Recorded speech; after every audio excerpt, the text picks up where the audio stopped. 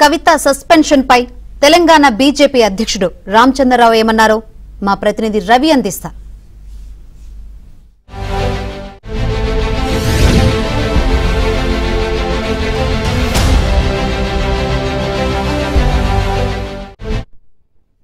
గత కొంతకాలంగా కవిత చేస్తున్న వ్యాఖ్యల నేపథ్యంలో సస్పెన్షన్ గురైంది. ఈ అంశానికి సంబంధించి మనతో మాట్లాడేందుకు బీజేపీ రాష్ట్ర అధ్యక్షుడు కవిత సస్పెన్షన్ ఎలా చూస్తారు? ఇప్పుడు కవిత గారు చెప్పినటువంటి ఒక స్టేట్మెంట్ ఏదైందో దాన్ని బట్టి రెండు విషయాలు బయటపడుతున్నాయి. ఒకటి, బీఆర్ఎస్ ప్రభుత్వం సమయంలో అవినీతి జరిగింది. ఆ అవినీతి సొమ్ము పంచుకోటలో పంపకాల్లో ఈరోజు వాళ్ళ మధ్య తేడా వచ్చింది. అది స్పష్టంగా మనకు కనబడతా ఉంది. వాళ్ళు ఎక్కువ తినరు, వీళ్ళు ఎక్కువ తినరు, మాకు తక్కువ వచ్చినాయి అనేది స్పష్టంగా ఓపెన్గా చెప్పుకుంటున్న విషయం ఇది. దీన్ని బట్టి ఒకటి స్పష్టంగా ఏమవుతుందంటే బీఆర్ఎస్ ప్రభుత్వంలో అవినీతి జరిగింది.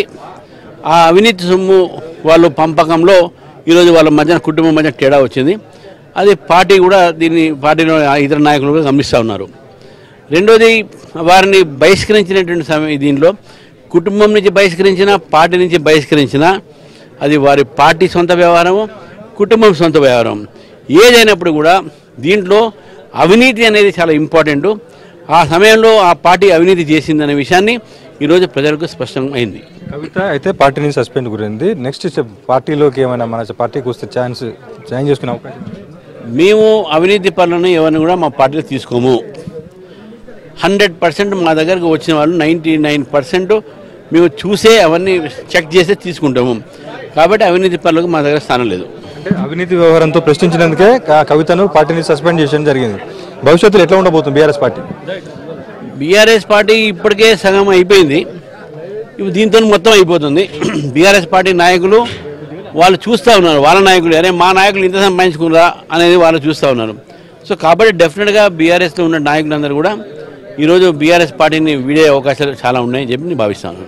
కవిత ఎపిసోడ్ తర్వాత కూడా బీఆర్ఎస్ పార్టీలో ఉన్నటువంటి నాయకులంతా కూడా పార్టీని వీడేందుకు కూడా సిద్ధమవుతున్నారని చెప్పేసి బీజేపీ రాష్ట్ర అధ్యక్షుడు రామచంద్రరావు చెప్తున్నారు. వీడియో లిస్ట్ మల్లికార్జునతో రవికుమార్, ఏబీఎన్ ఆంధ్రజ్యోతి, నల్గొండ.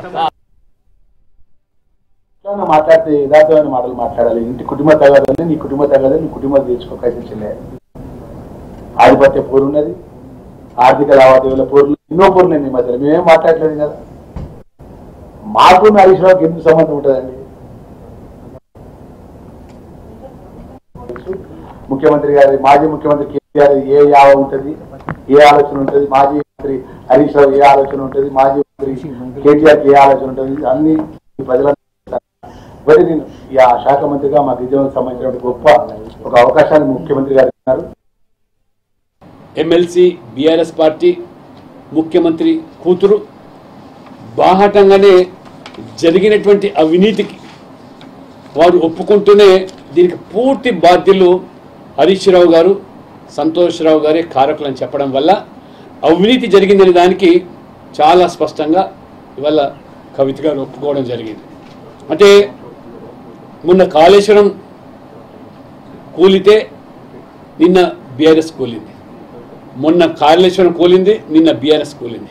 కాళేశ్వరం ప్రాజెక్టులో మేడిగడ్డలో 3 పిల్లర్లు కుంగిపోతే ఇప్పుడు బీఆర్ఎస్ పార్టీ 3 ముక్కల పరిస్థితికి వచ్చింది. అంటే తెలంగాణ ప్రజలను ఏ రకంగా వారి త్యాగాలను, వారి బలిదానాలను కేసీఆర్ ప్రభుత్వం సొమ్ముగా చేసుకొని కోట్లకు పడగలెత్తారు. కవిత గారు వీరు అవినీతి జరిగిందని చెప్పడమే కాకుండా ఏ రకంగా అవినీతికి ఆనకొండాలని చెప్పి వాళ్ళిద్దరిని కూడా హరీష్ రావు గారిని, సంతోష్ రావు గారిని వారు ప్రస్తావించారు. ప్రజలను పూర్తిగా అప్పుల భారంలోకి నెట్టి ఈ కుటుంబము బీఆర్ఎస్ మాత్రము కోట్లకు పడగలెత్తినట్టుగా ఇవాళ స్పష్టమవుతుంది. కాబట్టి భారతీయ జనతా పార్టీ ఇప్పటికైనా రేవంత్ రెడ్డి గారు మీ దగ్గర ఉండే ఆధారాలు సిబిఐకి పూర్తిగా మీరు అందజేసి నిష్పక్షపాత వైఖరికి విచారణ జరిగేదానికి దోషులకు కఠినంగా శిక్ష విధంగా పడే విధంగా భవిష్యత్తులో అధికారులు కానివ్వండి, కాంట్రాక్టులు కానివ్వండి, రాజకీయ నాయకులు కానివ్వండి, ఇటువంటి అవినీతి ఆనకొండలుగా మారకుండా దానికి ఈ యొక్క దర్యాప్తు జరగాలి, కఠినంగా శిక్ష పడాలి.